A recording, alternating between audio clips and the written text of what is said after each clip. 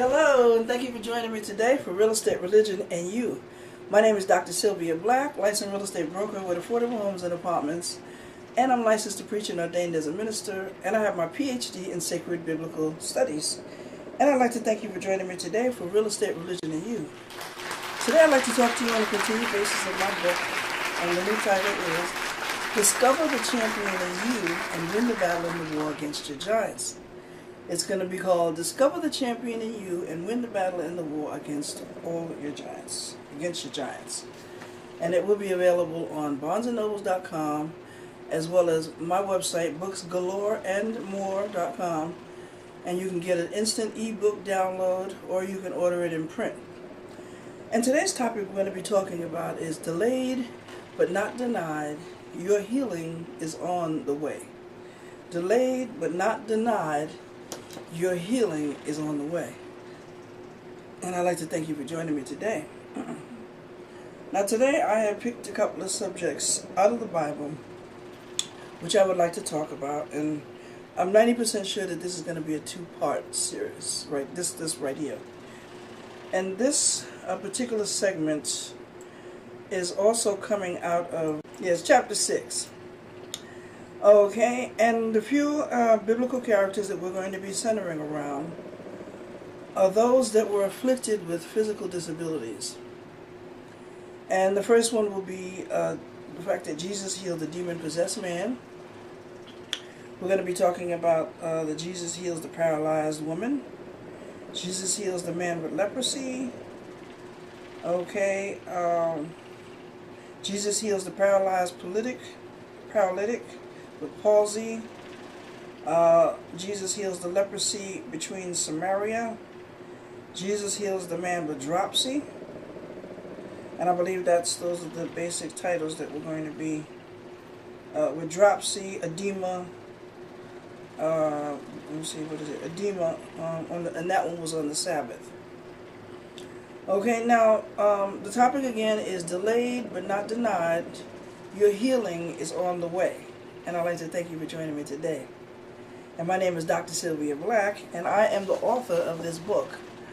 Discover the Champion in You, win the Battle in the War Against Your Giants.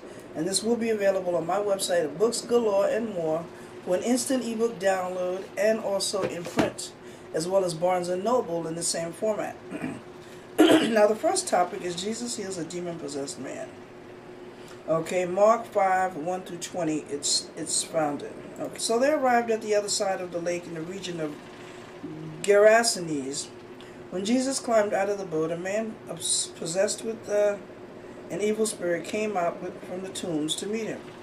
This man lived in the burial caves and could no longer be restrained, even with a chain. Wherever he was put into chains and shackles, as he often was, he snapped the chains from his waist and smashed the shackles. No one was strong enough to subdue him. Day and night he wandered among the burial caves and in the hills, howling and cutting himself with sharp obstacles and stones. When Jesus saw him at some distance, he saw the man, and the man ran to meet him and bowed low before him. With a shriek he screamed, "Why are you interfering with me?" And Jesus, Son of the Most High, in the name of God, I beg you, don't torture me. Okay, for Jesus had already said to the spirit, "Come out of the man, you evil spirit." Then Jesus demanded, "What is your name?"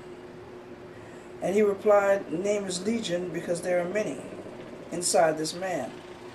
Then the evil spirits begged him again and again not to send him to some distant place. And there happened to be a large herd of pigs feeding on the hillside nearby. "Send them into the pigs," the spirits begged. "Let them enter them." So Jesus gave them permission. The evil spirits came out of the man and entered the pigs, and the entire herd of about 2,000 pigs plunged down the steep hillside into the lake and drowned in the water. The herdsmen fled to the nearby town and the surrounding countryside, spreading the news as they ran. People rushed out to see what had happened, and a crowd soon gathered around Jesus, and they saw the man who had been demon-possessed, who was sitting fully clothed and perfectly sane.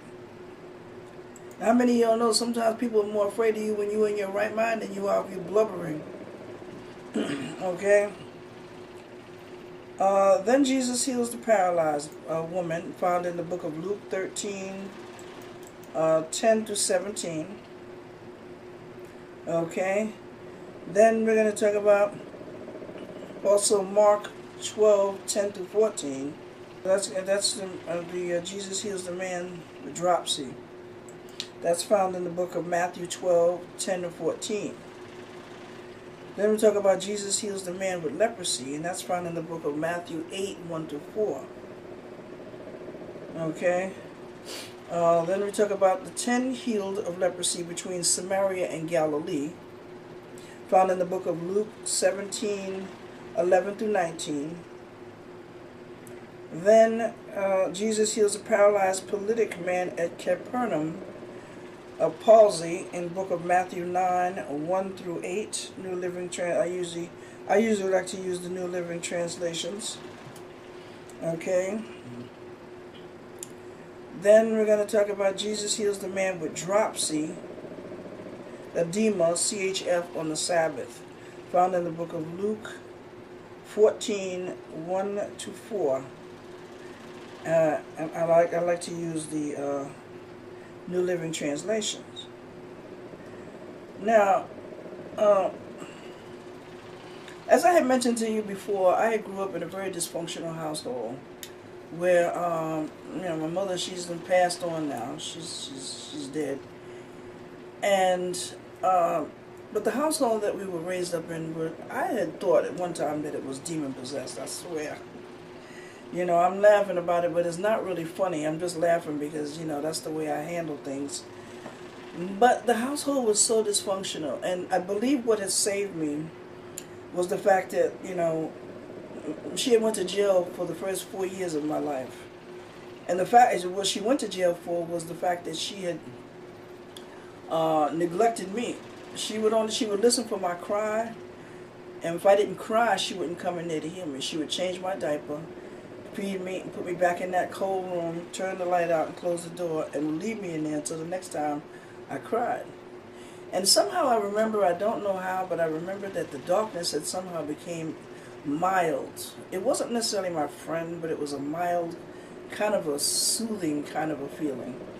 And I just stopped crying. Don't know, I was a child.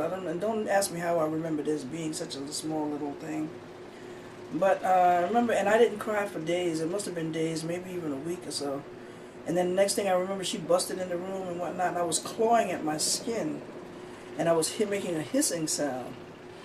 And she tried to feed me. I spit the food back out. And then she took me to the doctor, and the doctor realized, the next thing I know, she was in jail for 4 years. And I went to live with her ex-husband and his new wife, me and my sister. Now, it turns out that the man that we lived with was my sister's real father, but my mother lied to this man and told him that I was his daughter, which is not true. She had an affair with another man while she was married to him. So he was neither my father, neither she was my mother. But those first 4 years of my life that I lived with them, I believe, helped to stabilize me. And it was a wonderful 4 years because me and my sister, we were both happy. We had our own room and everything. And then my mother came out of jail, and first thing she came was to get me. They stuck a needle in my arm, which I found out later was a paternity test, and then I had to go back home and live with her. Well, when you didn't do what this woman wanted you to do, I'm going to try to make a long story short. When you didn't do what she wanted you to do, she went off on you. Okay, there was times when she would take belts, she would get an extension cord and beat you behind with it. Okay, and she'd wait for you to come out of the tub or the shower while you're soaking wet and buck naked, and then she'd whip you for something you did last year, And she would walk around with a sheet over her head, growling like a lion, trying to scare you, And as I had done research and found out that, a lot of the stuff that when people do to you is because of stuff that was done to them. And I realized also in my writings and in my research that hurting people actually hurt people. And I remember sitting around listening to her sad sob stories, telling me about her life. And I'm probably going to write a book entitled, I Just Want to Go Out and Play. Because, now that's a touchy subject. I can't talk too much about that here, but all I wanted to do was just go out and play with the kids. And I had to be, under her, listening to her stories, hanging out with her and her friends. Some good things happened as a result of that, and bad things happened as a result. Now, had I not went back to live with her, had I continued to live with them, see, they're nice people. They were really nice people, but nice people don't make it to heaven. Had I not went back to live with my biological mother, I would have never met my Aunt Nana, who prayed over my soul and got the demon up out of me. Okay? So there's a lot of advantages. When I tell you before about, God uses situations and circumstances to bring about good, but during the situation and the circumstance, it looks like all hell is breaking loose, and sometimes all hell is actually breaking loose. Well, God uses these situations and circumstances to bring about our good.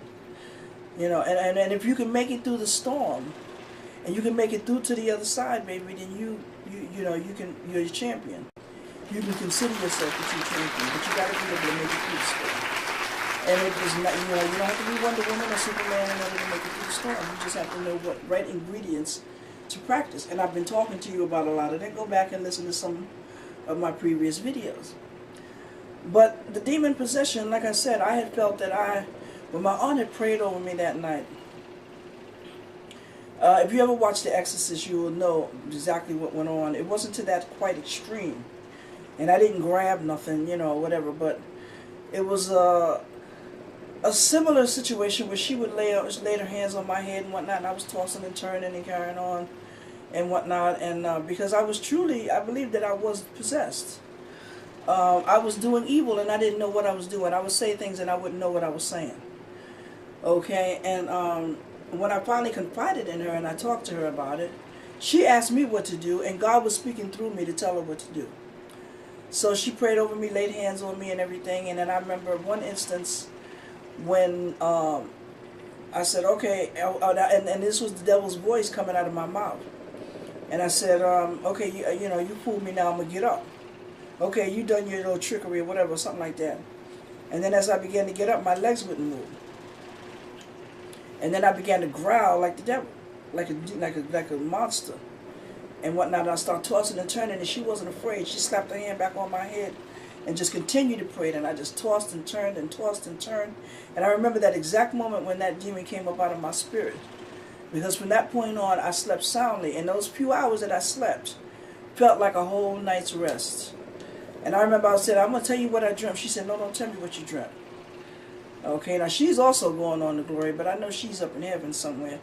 And she's probably one of the angels that has been assigned to me to protect me as I travel on this journey on this earth. One of the last songs that she said was, till we meet again. God be with you till we meet again, okay? So, being demon-possessed isn't necessarily as to the extreme as a lot of people think. It's really a subtle invasion. Okay, being a demon possession is the belief that individuals can be possessed by malevolent,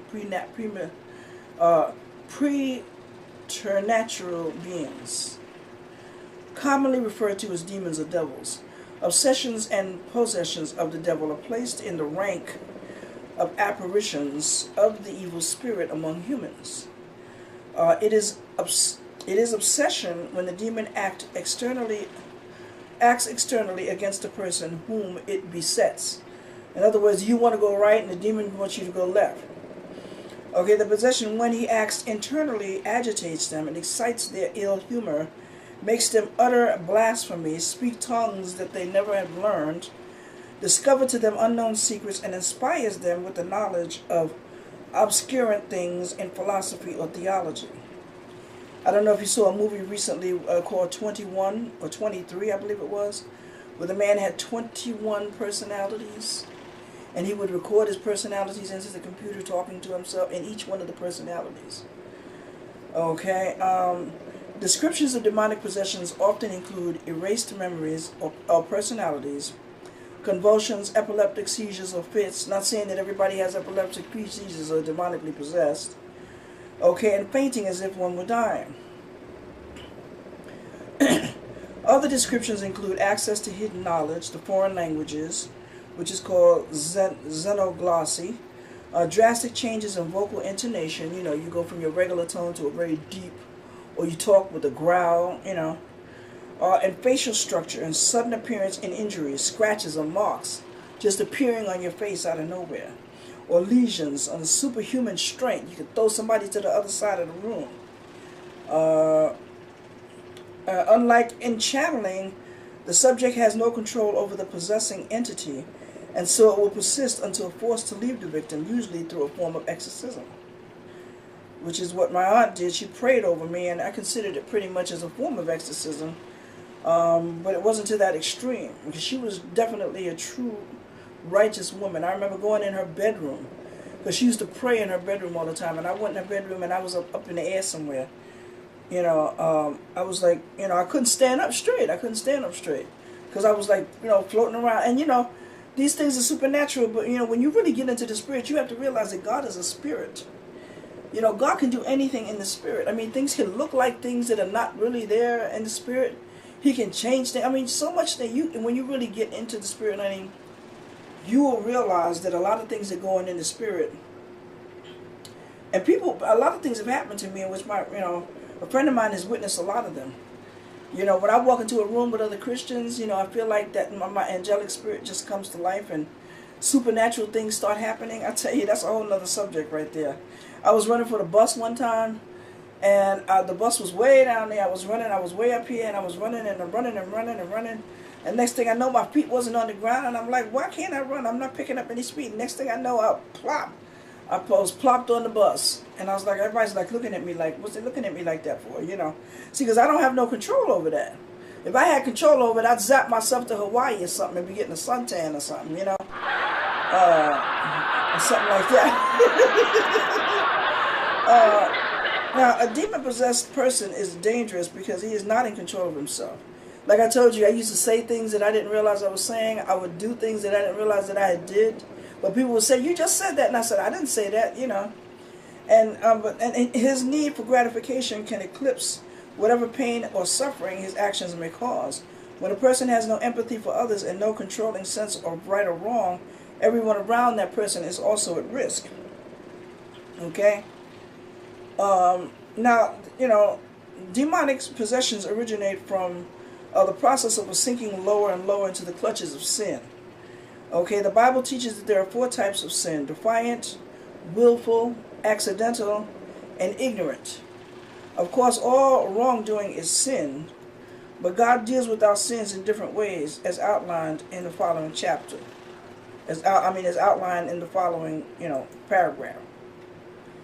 Okay, so now, when we're talking about these demonic spirits, we're talking about, like it says, that demonic possessions come through the process of sinking lower and lower into sin. And I can almost guarantee you, and I can't guarantee you 100% because I'm not the one you got to answer to, okay? But I can almost guarantee you that if you are demon possessed, or if you are suffering with an emotional issue that's interfering with your daily life, if you are suffering, have any physical ailments, not any physical ailments, but I would say a severe ailment such as the ones we're talking about here, if you're paralyzed, you have leprosy, AIDS, even any of the diseases that are current today, as well as the diseases that were back in the day, I can almost guarantee you that it was an origination of sins. That the reason why you are suffering with the severe emotional issue that is causing you to not be able to function in today's society properly as a human being, a normal human being, to be able to function as a civilized human being, I should say, normally in this society, or that you have an affliction that causes you to be disabled, that your body's not the way it was when you were born, or the way God had originated for our bodies to be. Or if there's something internally that you're suffering for, maybe the outside, if you look okay. When I look at you, or when somebody looks at you, they see a perfectly fine person. But when the inside you're suffering emotionally. Okay, and I can tell you truthfully because I have a little bit of evidence to back that up. When I was younger, as I told you, I went through a lot of stuff. And in this book, I bare my soul. So if you want to know the details of what I'm talking about, of the things that happened to me, I'm talking about, everything I talk about is from personal experience. I'm telling you what happened to me, what I did, and how I overcame, and how I became the champion that I am today. Okay, how I became victorious, and how I won this battle. How I'm winning, constantly. It's a constant battle. How I am winning the battle and the war against my giants. When I was younger, like I told you, I got into a lot of activity. When they say activity, they mean that you was in a lot of fights. But I wasn't in a lot of fights. I got beat up. Okay, and we don't even have to discuss the individual who was the head of the initiation. I got punched a lot. I got punched over here on my left side. So what had happened was I had what they call left ventricle hypertrophy. My left ventricle was bigger than my right. My right lung had not collapsed. It was just small. Because I was intubated, they had to intubate me in order so that I could breathe. So they intubated me in my left side of my tube, my lung, and my right lung was smaller. So my left lung was doing the work for both both lungs. I had to wear a back brace for my back. And I walked funny at one time. You know, it looked like I had an amputated leg when the way I walked. And I still walk a little funny, but it's not as bad as it was before. And when I was walking funny, when I was looking like I was, you know, crippled or whatever, I was in sin. I was getting high. I was going to the club. I was partying. I was cursing and whatnot. But I was going to church. But I wasn't into the Word of God. But I was sinning every day. Okay? I talked to God, I prayed to Him, but I was still sinning. And then as I began to give up the sin, as I began to eliminate the sin out of my life, my body began to heal. God showed me ways that I could get my body, you know, to heal my body. He showed me the things that I needed to do. He brought other things into my life that looked like, again, all hell was breaking loose. But what He brought into my life was the beginning of my healing. Okay, for example, I fell on my back about 6 years ago, 7 years ago. And I was in the hospital for about a month. I had a metal brace on my back. I could not get up out of the bed without putting that brace on. I had to have they gave me a toilet, a public toilet. I couldn't walk to the bathroom. I had to hop out of my bed and onto the toilet. Okay, I had a cane. And I had a what do you call it, a roller or something like that, a walker. So I had to use all of that. And when I first got out of the hospital, I used the walker. I walked with that walker. I couldn't stand up straight. I could not take that thing off my back, and I couldn't lift up anything heavy. So I was doing that. And guess what? I was still getting high. I was still getting high. But they gave me these pills, Percocet.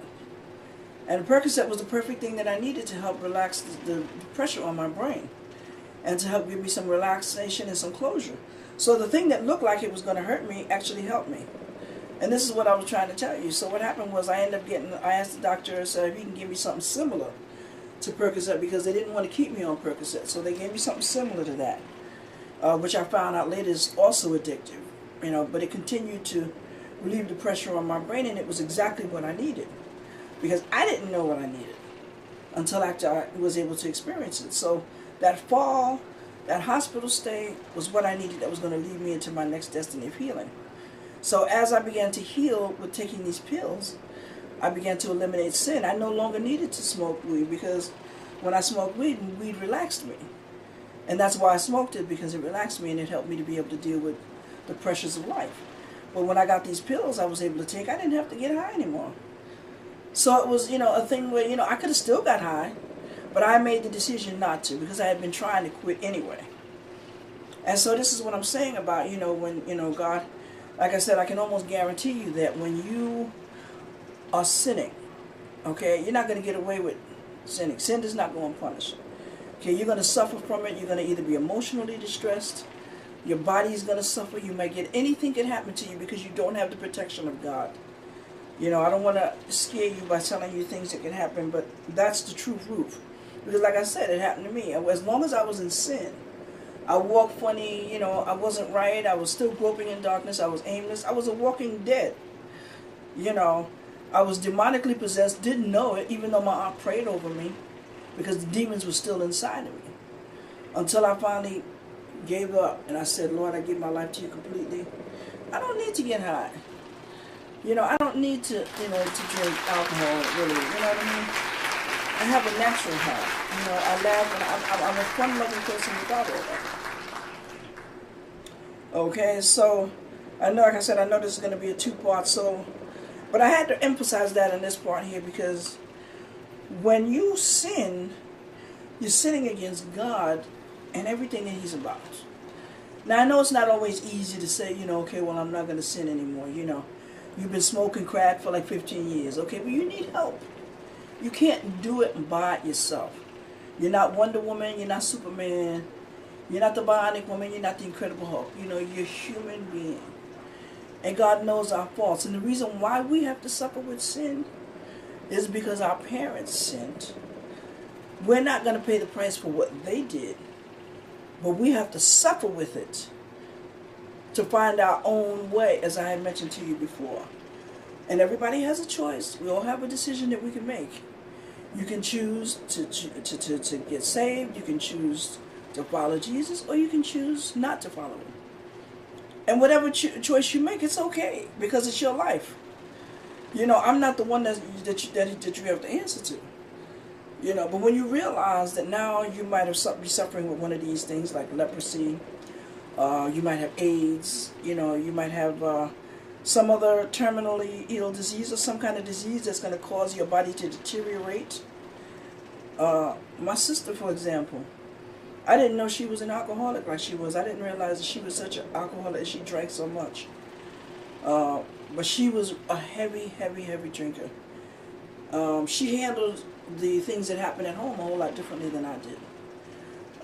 And she was a heavy drinker, and now she's in a nursing home, and she's never going back home to her home now. She's going to literally die in that nursing home. Okay, they're prolonging her life as long as they can. She has to be transported around. When she came to my mother's funeral, they had to wheel her around in an ambulance. Okay, she can't get up on her own. She can't move her arms. She can't move her legs. She can barely move her neck and talk. They said her arms are beginning to move a little bit, but she's going to be permanently and forever confined into that nursing home now until the day she dies. And I can only say that that's because of the sin that she was in. She was in a tremendous amount of sin. And she had the same option that I did. She chose a different way. She could have repented, and God possibly, I'm sure he would have forgiven her. Because God is a forgiver of sins. You know, he says, you come to me all you heavy laden, and I will give you rest. If you only know who you was talking to and the gifts that God has for you, you wouldn't question me, but you wouldn't doubt. But you would believe and know and understand that God is on the throne, he's not dead, and he's alive and living in each and every one of us. So my thing to you, my brothers and sisters, if you want to live happy, if you want to stay young and youthful all your life, and just be joyful in your heart, and be able to, continue, you can work until you're 80 years old, if your health is okay. But if you want to be able to keep what you had when you was young and 17 years old, or 14 or 13 or 9, then you're going to have to turn to God, baby. You're going to have to give your life to him. And you can do it by saying the ABCs of salvation, which is what I say. A, admit that you have sinned and fallen short of the glory of God. You do this in the privacy of your own sector. B, believe in Jesus Christ by confessing it to him. And C, you also confess your sins now. And you ask him for forgiveness, you ask him to save you, and you ask him to deliver you and bring you into his life as a child of God, and to wipe the slate clean and to show you how you can continue to live your life now right, so that you don't have to worry about being afflicted with any of these diseases. I told you I didn't have so many things that come upon me, honey, but it was by the grace of God that saved me every time. But I have to do my part too. I can't just walk blindly into a situation knowing that it's going to hurt me just because God is going to protect me. That's stupid. I was blind in those situations, and so God opened up my eyes. So now I have to do my part.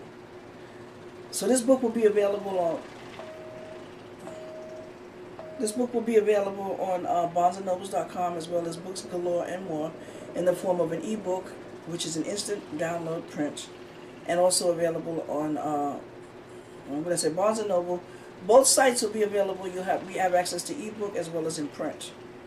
Okay, and you can order. There's discounts for bulk rates if you'd like to get copies. The title is going to be Discover the Champion in You and Win the Battle in the War Against Your Giants. Okay? When you look at it, you got to turn it around and say, I am victorious. You're not defeated, you're victorious. Because obviously my sister had a defeated life. She lived defeated in her mind. She allowed the enemy to convince her that there was no hope for her. So she drank her life away. And I don't know, she probably did other drugs as well, but slowly she began to lose bodily functions. You know, she can't even go to the bathroom by herself. That's horrible. You know, and when she first told me that, I didn't believe it. But when I went to my mother's funeral, I saw it for myself. You know, and, you know, I prayed over her when I went to visit her in the hospital. And because they said that she was about to exit out of here for good. And I got some holy water that I got from church. I prayed over it again. I took it with me. And when I was at home, I laid hands on her in the spirit. And then when I got to her bed, I put my hand, and I laid my hand on her and I prayed over her. And within several hours before we left the hospital that day, she was talking and laughing. And she was much better. It hurts me to my heart to know that she, you know, she's like that. But only thing I can do is pray for her. And I have to just make sure that I keep my life right. My name is Dr. Sylvia Black, licensed real estate broker with affordable homes and apartments. And I'm licensed to preach and ordained as a minister. And I have my PhD in sacred biblical studies. And I'd like to thank you for joining me today for Real Estate Religion and You.